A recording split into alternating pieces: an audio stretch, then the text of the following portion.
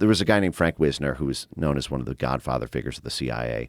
He's known for creating what was called the Wisner's Wurlitzer, which was it's like a church organ, and that he would brag that he could play the international media like a symphony to make any media narrative go viral in any country on earth because of the suite of CIA proprietary media functions and its distribution network, especially when the U.S. had first mover advantage in radio and print. It's basically the U.S. and U.K. were the only games in town, really, in having robust radio, film, TV, and print media. So the Smith-Mundt said, okay, you can do that abroad. You can plant fake news stories in France.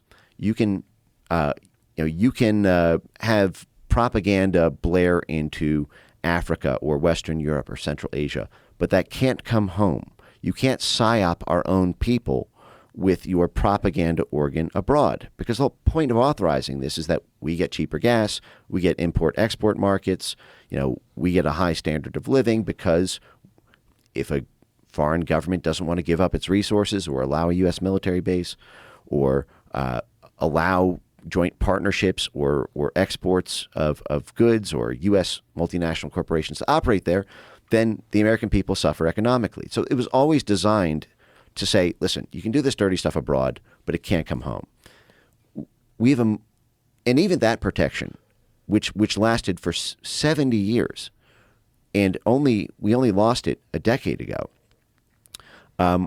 We're up against a much actually deeper, darker problem with this USAID scandal, and as people will see increasingly, the scandals that will break open at the Pentagon and the State Department, which is that we have a Smith-Mundt problem for funding and operations. It's not just propaganda.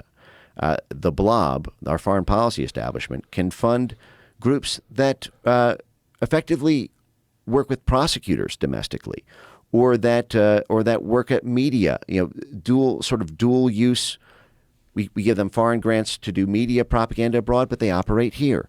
Or social media censorship, to coerce foreign countries to pass foreign censorship laws that explicitly and are intended to attack U.S. social media companies and in U.S. peer-to-peer speech. So we need that protection. If we're going to keep this function at all, we need a hard firewall and absolute grotesque penalties for any violation.